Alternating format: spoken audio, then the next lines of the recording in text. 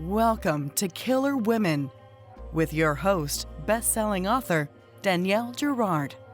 The Killer Women Vodcast is pleased to be a part of the Authors on the Air Global Radio Network.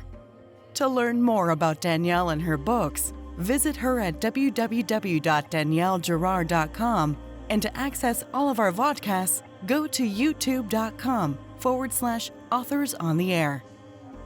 And now, Danielle's next killer woman. Welcome to the Killer Women Podcast, a proud member of the Authors on the Air Global Network with more than 4 million listeners. I am your host, Suspense author Danielle Girard, and my guest today is Shannon Jump. Shannon is an avid reader and writer. She has a passion for storytelling and often writes across genres. She refuses to start the day without the perfect cup of coffee, is a diehard Minnesota Twins baseball fan, and Food Network junkie. Shannon lives in small town Minnesota with her husband and 2 teenage kids. She penned her first story at the age of 12 and still has the original copy, cover art included. Writing and storytelling have been a passion of hers for as long as she can remember. And if you follow her on Instagram, you'll see she's just as excited about reading as she is about writing. Shannon is the author of 5 independently published novels, and her latest, Who Will Be Her Lover, is the 3rd and final book in her Crimes of Passion psychological thriller series. Welcome, Shannon. Yeah, I have the first 2. So you've got the last This one's hot one. off the press. Yay! Hot off the press is right. Well, this is exciting. Welcome. Thank you for joining us. So tell us about the Crimes of Passion trilogy. Yes. Well, first of all, thank you so much for having me. I'm not huge on podcasts, but this is one of the few that I listen to. So I absolutely love it, and I'm honored to be here. So the Crimes of Passion series, it's a trilogy, a 3-book series. The last one came out November 15th. And the series essentially follows this main character, Alicia, and she's got some troubled stuff in her past. She is a sex addict, and she kind of was raised by this mom that did not care about her. Mom had some addiction issues and stuff like that, so very tumultuous relationship between the 2 of them. And the book opens up, the first book, Wouldn't You Love to Love Her, opens up with Alicia in prison. So in that first book, we find out right away Alicia's husband has been murdered. And she is the prime suspect in his murder. So we open up in prison and kind of slowly work our way backward from there, and find out a bit of what happened. And Alicia narrates the story in first and second person, so the reader feels like she's speaking to them. And then we also have a secondary first and second person narrator, which is the husband from the grave. Right. Yes. So tell us about the inspiration for the series. Can you talk about sort of what where it came from? Yeah, I kind of have I don't have a fun story about where it came from. I was in between my first and second novels. I was thinking, my first novel was kind of loosely based on my life. It is fiction, but it's a totally different genre. It's contemporary fiction novel, but it's not my wheelhouse, and it's not, where I wanted to continue writing. So I kept thinking, am I going to be an author? Like, am I going to do this? And if so, what am I going to write? And I was literally just laying in bed one night, and this opening scene, which is now the prologue of book 1, just popped in my head. It was this feeling of just this character. She's, this beautiful woman. She's in prison for something. What is she in there for? Right. And, she's got this darkness in her. I wanted her to have that darkness, because I think a lot of times with psychological thrillers, right, you kind of have to have that. Mm-hmm. There's got to be something wrong with her. But it just kind of was this scene that came to me, and it completely spiraled from there. I wrote it out. I actually got out of bed and wrote out that scene Sometimes right you have away. to do that, right? If the good ideas come, or keep a pen and paper by your bed. Yes. Yep. I'm big on the notes app on my phone, because I have my phone everywhere.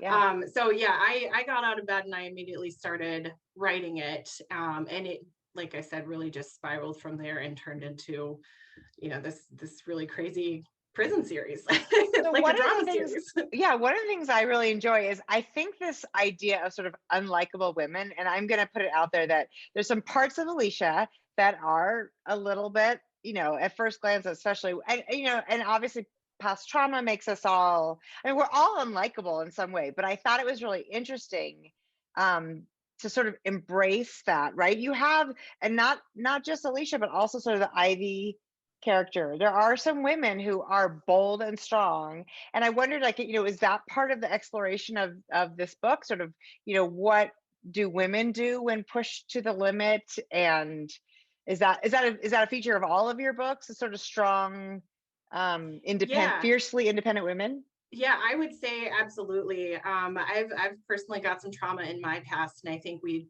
kind of say that authors tend to write something they're somewhat familiar with, right? So, Yeah. so that definitely comes out in my writing, and it's a really good kind of therapeutic tool for me to kind of get those little dark thoughts out. But yeah, I really wanted to write women that were meant to be unlikable, Hmm. but somehow have these qualities in them that you actually are like, I'm not supposed to like her, but for some reason I do. And I'm over here rooting for her and I want her to win and all of this kind of stuff. So yeah, the character of Alicia it really is like that. I mean, she is a sex addict in the book, and she actually has a streaming service. So she's Yeah, kind she's of like, a porn star. right. So she is 100% meant to be unlikable, right? And I think as women, we have this terrible trait of judging one another, Mm-hmm. and not really, we're looking surface level, right? And we just kind of make our assumptions based on that. And Alicia is one of those characters that, as you kind of peel back the layers, you really kind of find out why she is the way she is.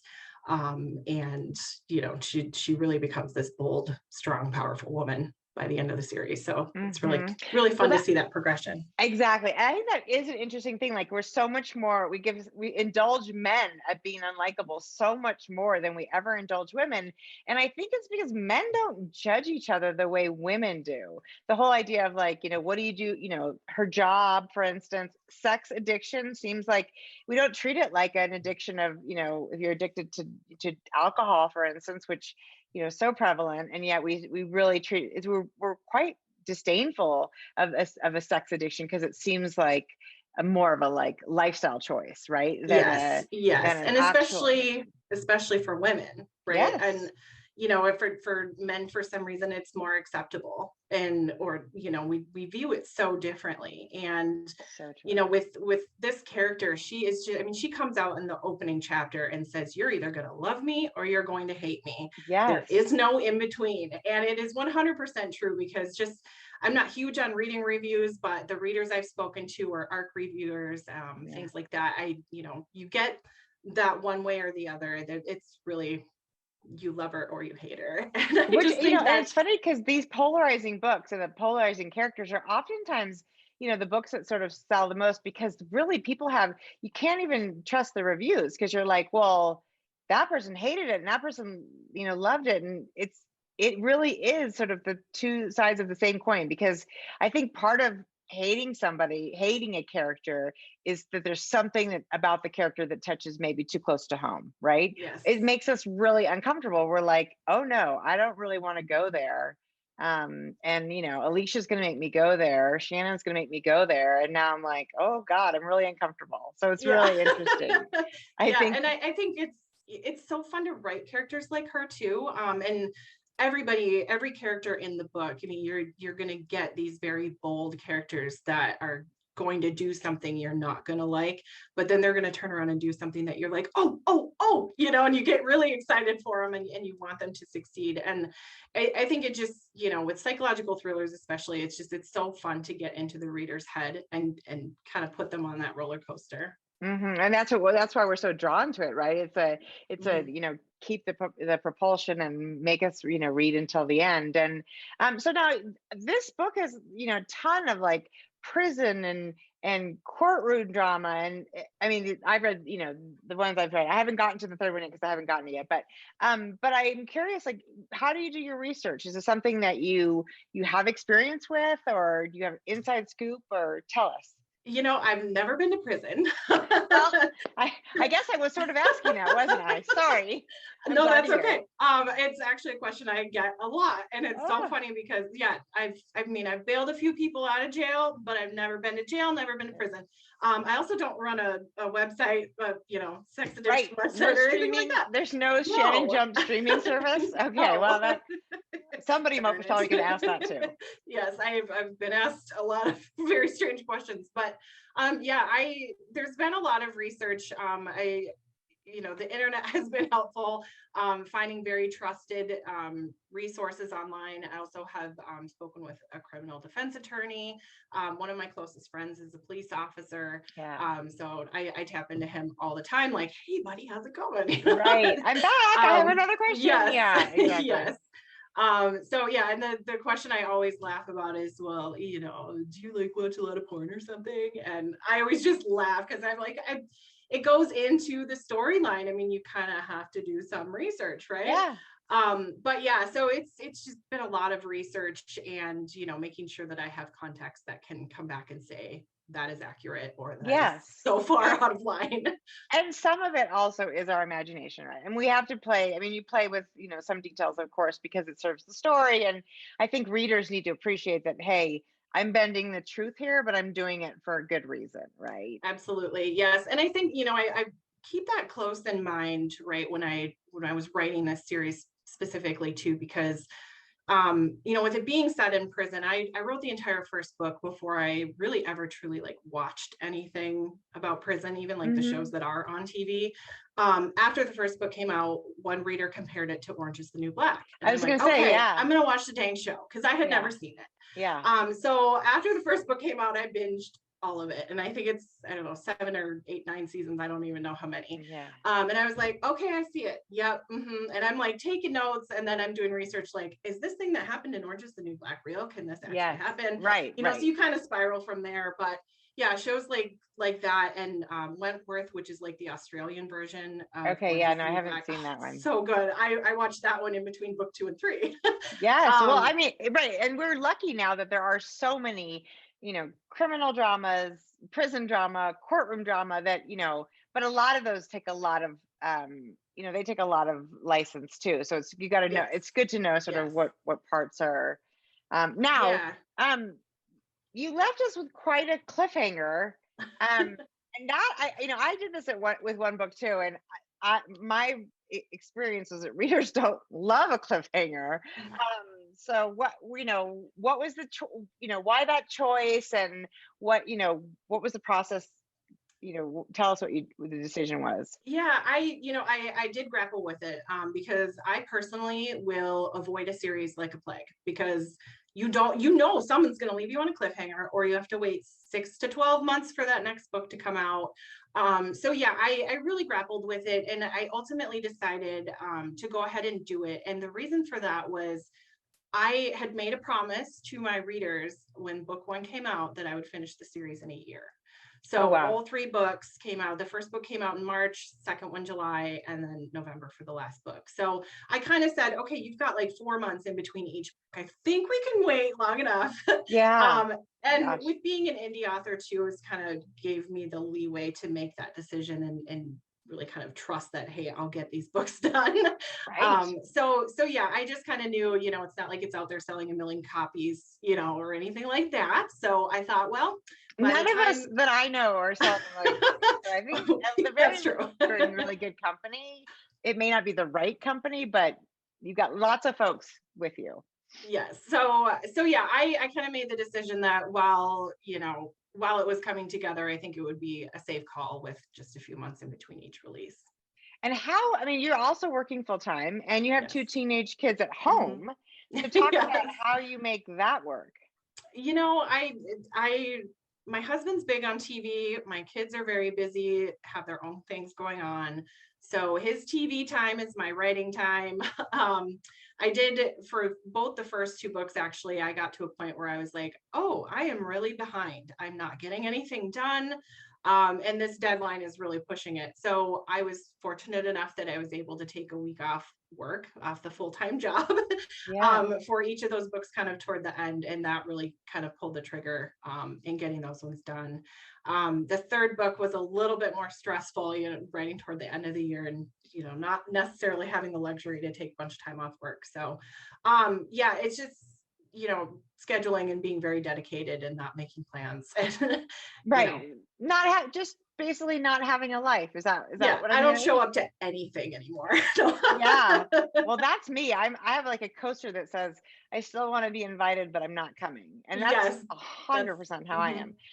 Okay, so I think there's I haven't had a lot of indie authors on the show. So I'd love to, I think a lot of people that listen to the show are obviously avid readers, but we also have people who are really interested in, in writing and publishing. And can you tell us about the sort of your track, and did you start out sort of looking for a traditional publisher, and can you share that with us? We'd love to hear about it. So my writing journey has been kind of I don't want to say strange, because I think every author's journey is different.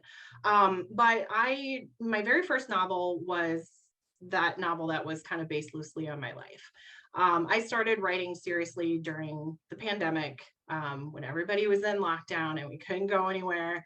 And I said, well, if I'm going to do it, I'm going to do it now. And I had been kind of teetering with this manuscript for probably 13 years. Mm-hmm. And I finally at that time said, I'm just going to sit down and see what happens. And I started writing. And with that being such a personal story, I had zero interest in trying to sell that book. I thought, nope, I'm going to publish it myself, put it out there, had the control. And that's what I did. I actually recently had watched your chat with Alessandra Torre. Yes. I am a very proud member of Anchors and learned a ton from her courses and everything like that. So definitely recommend doing your research. She's a great resource for anybody that's interested in indie publishing, especially. But yeah, from there it was, making friends on Bookstagram and TikTok, and, kind of doing both sides of it and being an author and a reader and a book reviewer at the same time. And with that came some fans. Yeah. Some people that were interested in my stuff and said, hey, when's your next book coming out? And I'm like, oh, I'm supposed to write another one. Okay. Right. So, and really everything, in terms of research that I've read is like, if you debut author is not going to usually come out selling a whole bunch of books. And I'm like, okay, that wasn't the goal anyway. So let's just kind of do it and see what happens. And I really just kind of wanted to build my backlist. So I just started writing. People were asking for books and I just kept writing them and putting them out. And it just kind of put me here. So yeah. And how have people felt about, so you're like, I don't need traditional publishers. I don't need that, the nonsense of they tell me what everything has to look like and be, and but you have, I'm assuming, like really good readers or editors who help kind of like, because we all miss the typos and all that stuff. So how do you manage that stuff? Yes, I do have an editor that I work with. I'm a professional editor, Keisha with Libra Martis Editorial. She's awesome, and she's worked with me on every one of my books. Right. So she's very familiar with my writing. I think we work really well together. But yeah, I use her. I initially, you start with cover design and marketing and all that kind of stuff. You're on the indie side, you're really doing all of it yourself, and it can be very exhausting and stressful. And I have had days where I wanted to throw things across the room and just say, I'm done. Well, especially if you're going to put out 3 books in a year, girl, I could have told you that. Yeah, I should have quit. I don't know why I kept going. No, well, you couldn't quit. Your readers are waiting. Yeah, that's what I kept telling myself. I'm like, the readers that are involved in the series. I mean, I've at the point where I put my Bookstagram friends in my books. I mean, in my acknowledgements, you'll find at the end, like, hey, these are people from Bookstagram that are characters in the book now. And so that's a fun little element for me too. So I feel so connected to the people that are reading my books, and it really kind of gives me that energy to keep going and keep working at it. I think that is actually, and I want to give a shout out to our mutual friend Christopher, whose last name, do you know how to pronounce it? Shannon. Shannon, is that how he says it? I think so. I think so. Shannon, Christopher, it's on Instagram. He's analyzed by Chris. And if we mess up your last name, you can correct us for next time. But he's fabulous. And, there is something, I think the business is so lonely, right? I mean, when you are in there writing a book, it's all in your head, you're by yourself. So having those people who just shout out when you see your book, it's not any different for, an author who has a publisher than it is for, I don't think we're all doing the sort of the same sort of scramble. Oh God, except for we're not doing it nearly as fast, Shannon. And that's just well, outrageous.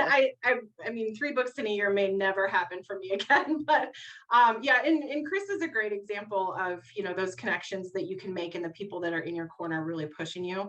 And, he's been a beta reader for me along with several other friends that I met through Bookstagram.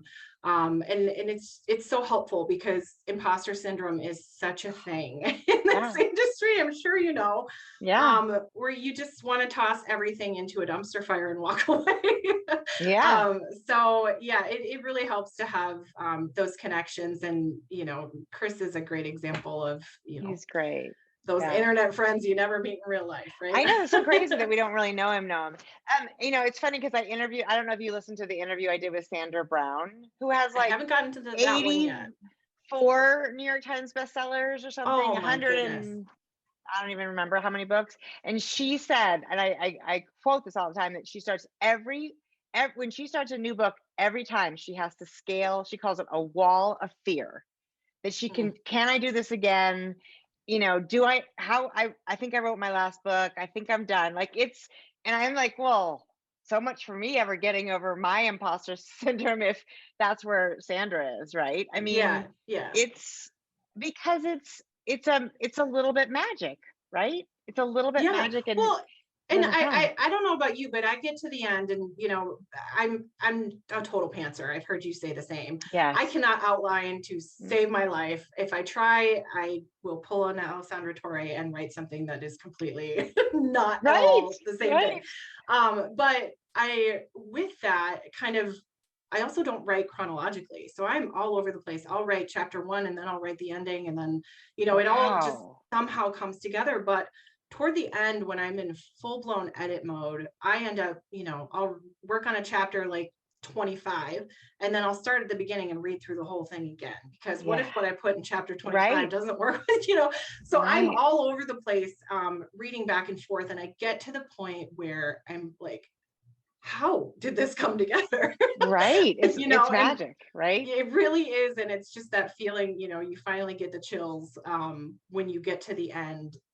And it worked. And that's how all 3 books in this series, I experienced that. And I was like, oh, I did it.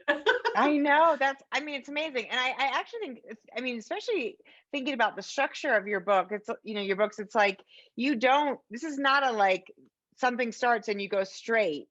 The structure of the book is often 2 timelines and back and forth. And it's like, it's hard to imagine, are you working at do you have any sense for sort of, I went back, now I'm going to go to the present again? Is it? I did, book 1 kind of, I think the first 5 or 6 chapters of the first book, I wrote them in the order that they are. And then I start, kind of branching out from there, getting ideas of I need to remember to write this, or, I need to write this. And then I'll start kind of, writing scenes as they come to me. With the 3rd book, because I was trying to keep track of everything that happened in the first 2, I actually ended up going back and rereading book 1 and 2 twice while I was writing the 3rd book. But with the 3rd book, there's 3 narrators, all first person point of views. And with theirs, I kind of knew what I wanted to do with each of them, what's their arc in this book for each character. So I split them. So I would write all of Alicia's scenes, and then I would write all of Ivy's. I would kind of go back and forth, and then I kind of, wove them together. Thread it up. Yeah. Well, that makes sense to me, especially since, like you said, and to write, are you doing the same thing where you're writing in 3rd and 1st? It's 1st and 2nd. Yep. Oh, so, yeah. Sorry, 1st and 2nd. I was like, no, that's okay. Yes, that makes sense to me. Yeah. The first book. Yeah. Yes. That is, it's so interesting. And I didn't when I was reading, I was like, well, we're shifting points, point of view, but I'm I'm not, sometimes I feel like there's that weird disconnect, especially since you don't read second person very often, No, right? So no. I think that was, so super brave. I love the idea. You're like, I don't need a publisher. I'm gonna do this the way I want.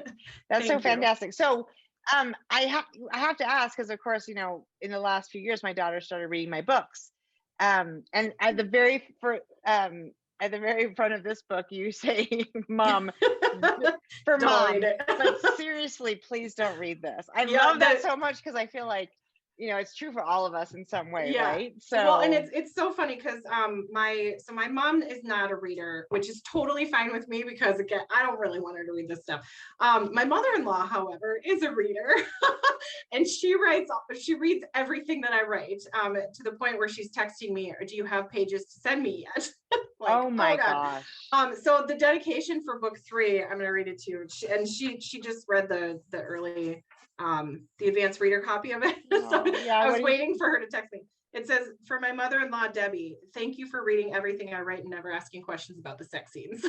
that's awesome. Of course. Well, and that's a huge, that's the kind of stuff that really makes you feel like, okay, I'm doing, I got this. I'm doing this. Yes. That's wonderful. I Yeah. love it. Well, my husband's grandmother used to read my books, and that always made me super nervous too, but she was lovely also. She didn't tell me, although I don't write sex scenes. I'm like, I'm a funny, like, I guess I'm maybe prudish or something weird, No, but no, no. anyway. And some people don't like to read them. Some people have no interest in reading about it. And Mm. I think for, this series specifically, I refer to them as sexy psychological thrillers, where I love to read so many different genres. I can Yeah. go from a romance to a thriller to a psych thriller to an erotic romance. It does not matter to me. Yeah. I just love to read. And if the Yeah. storyline is good, I'm going to read it. So I think my writing kind of comes together with just a mix of whatever Yeah. genre I feel like writing. Yeah. So yeah, it kind of makes it fun, Yeah, it keeps it fresh. Have your readers been like, okay, this book is, a little, different from the last book, but will they roll with it? I feel like sometimes readers are like, okay, Danielle Girard books are this, and they have to be all that. And I'm like, well, what if I want to? And then of course the rule is you have to have a different name, which Yeah. sounds silly. So, and I think that's where, maybe on the indie side of the house, you kind of have a little extra leeway there. For sure. When I came out of the gate with my contemporary fiction novel, I flat out told people, this is the only book like this you'll ever see me write, because it's not the genre that I write. It was just a story I had to tell, and it had to be my Yeah. first. So I was very open and honest about the fact that it wasn't the genre that I would write going forward. But, for the most part, everything else I've written kind of falls into a psychological thriller. You get suspense and romance a little bit mixed in there too. But yeah, readers have been very open about, well, oh my gosh, it's not what I expected, or it's a total mix of genres, but it works and I love it. Yeah, which is, that's what we're all going for, right? Something unusual that captures our readers. So tell me, what are you working on? You're, first of all, I hope you're taking like a couple months off, right? I am, yes. I flat out told my husband, I was like, okay, if I come to you and I say, hey, I got a new book idea and I'm writing it, you need to tell me to slow down and stop and just take the computer away. Don't let me write it. But yeah, I, finished book 3 and 100% taking a bit of a break. And, I've got, other projects kind of behind the scenes in the works that, you really never stop writing, right? Right, right. The ideas come at the strangest times and you always got to jot them down. So I definitely have a plan for what's next, but that's super exciting. Okay, so the third one is out November 15th. So that is, I think we're going live on I think December 15th. Is that my date, right? So yeah. That'll, all 3 will be available by the time people hear this, which is what you're going to want to have all 3, because otherwise you're going to be like what I did was I finished the cliffhanger. I was like, well, where the hell is the second? Where did I put that second book?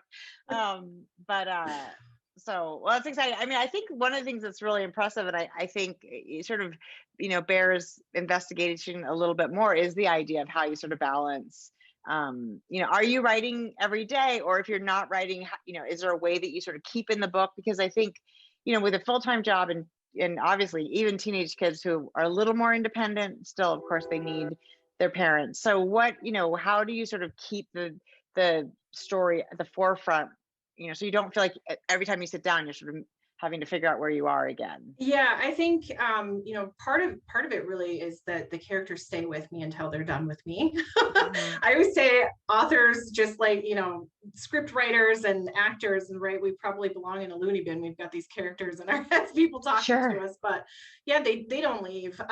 So I think they're always kind of knocking and telling me, hey, don't you have to talk to me today? Or I always kind of said, with this being a part-time gig, that if it started to feel like a job, that meant Yeah. that I needed to step away. So because of that, I don't write every day. Yeah. I've actually gone, several weeks up to a month without writing anything, and I Yeah. will read. Yes.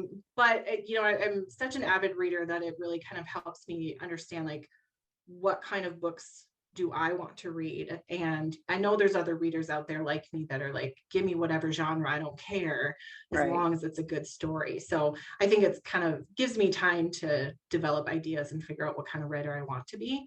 But yeah, I don't write every day. I try to do something book related every day, whether it's reading or cover design or marketing or something of that sort. But yeah, it's for me, it helps to step away and take that break. So I do tend to come back and have to read everything I wrote, or at least a portion of it. Yeah, that's But I fair. read fast, so. Yeah. Do you you were talking about sort of not writing in order. Do you use something like Scrivener so you I can do. rearrange? Yeah. I So love Scrivener. It so is the best. I think this might be the first time I've talked about Scrivener, which is also the software that I use in the newish to me in the last 5 years. So can you tell people a little about Scrivener? Yeah, so Scrivener is kind of I don't use the app version. I think there is one, but I use the desktop version, and it's so great because it's basically like having a notebook on your computer. It's like a writer's version of OneNote. Yeah. And it's great because you literally can move chapters around. You can do character sketches, scene sketches. You can put notes on the page. You can compile and send it to the printer and print the whole thing, and it looks like a book. Yeah. So it's so great, and I don't know how people can write without it. Yeah. Yeah, I love it so much. I'm addicted to it too, and one of the things I think I'm most addicted to it is the word count in the right, Yes, the I little love box that that. comes up and says to you, this is how many words. You can set a goal for how many words you want to write Yep. a day, and it'll tell you how many words are in your project. And but moving them around, and I agree. I mean, especially I don't write out of order as much as it sounds like you do, but I do sometimes think, oh, I'm going to write this scene that's the top of mind for me, and it comes much later, and you can just tuck it down sort of in the file and know that Yep. when it comes time, it's there. Yeah, So well, and it was so helpful writing a series too, because I went into writing and I literally told people I'm not a series writer. My sophomore novel, when it came out, even though it's breaking, I have readers that are still begging me for a sequel to that book, and I was like, no, that's a standalone. I'm not doing that. And so I always said I wasn't a series writer, and then this series idea came to me. So it just kind of is a running joke with some of my readers that, oh yeah, I'm not a series writer. But Scrivener was so helpful with writing the series, because I could literally take a scene from book 2 and move it to book 3 if it didn't work. So yeah, it's just such a great way to stay organized. It is. I think that's exactly right. And it helps us. And I don't use a lot of features. I feel like it has a million features. You I can agree. make a book into an ebook. There's so many things you can do with it. But just the ability to sort of reorder scenes and do word counts and compile, like you said, and send it off to a critique partner or the printer or Yeah, whatever. So so great. so brilliant. So, okay. So tell us again, the third book, which I don't have yet. It's Wouldn't You Love to Love Her, Like a Bird in Flight, and Who Who will Will be her Be Her lover? Lover. Okay. Yes, And I know my copy of that is I it's meant to en get. route. I love it. Okay. Well, it's so fun. And so you feel like you're the next book will also be sort of the psychological suspense? It will, yes. Yeah, definitely. Probably won't have as many sex scenes in it, but yes, psychological suspense thriller. Yeah, it's maybe 10,000 words down on it. It'll be a little while, but Oh, you're like, I'm taking a break, but I'm obviously 10,000. I know. Well, because the idea came to me when I think I was working on book 2 of this series, and I was like, okay, let me just bang out this idea real quick. And I just kind of like, I did an outline. I call it that, but I know it's not going to stick to it. But yeah, so it's an idea, definitely kind of in progress, but not like active. Okay. Too soon to ask about it. Yes, I don't want to put, yeah. Okay. Too soon. We have to wait. Okay. Well, so tell everybody, like, where do they find you, on the interweb and all that stuff, so that people can follow you and find out about the trilogy and your earlier books. Yeah, so my website is www.shannonjumppwritesbooks.com. It will link you to literally anything and everything that you can find about me on the internet under that name. That's probably not accurate, but book related. So I'm on Instagram, TikTok, Facebook. I've got a reader group, Shannon Jumpaholics. And then I don't know where it came from. I was like, I need a clever name, and it had to be Jump. So yeah, and then cute. Shannon Jump author on TikTok and Instagram. Yeah, but I did, one reader had asked for kind of a full like edition of the series, and each book is short enough that I actually do have a series paperback that's coming out on Amazon as well, November 15th. Oh, perfect. All 3 books combined, it has a special cover. And all the books are in Kindle Unlimited. Every book I've written is in there. You can't really find me in stores, being on the indie side, but I'm all over Amazon. Yes. Well, and that's a great way. Kindle Unlimited seems like a great way for people to try new authors, and a lot of people are that way. So it's great. And I think the idea, like you said, yeah, that's right, because it'll be a nice size paperback, but not quite like Crime and Punishment. So yeah.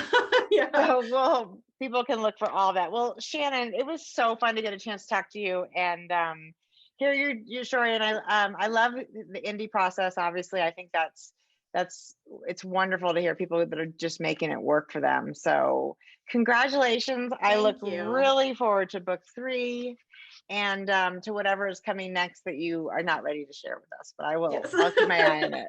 So. Thank you so much. It's just a pleasure to be here, and I really appreciate it. We'll have to thank Chris. Yes, thank you to Chris again. And for everyone joining us today who doesn't know who Chris is, but thank you for joining us for Killer Women Podcast with today's guest, Shannon Jump. And we will see you next time. Bye. Thank you.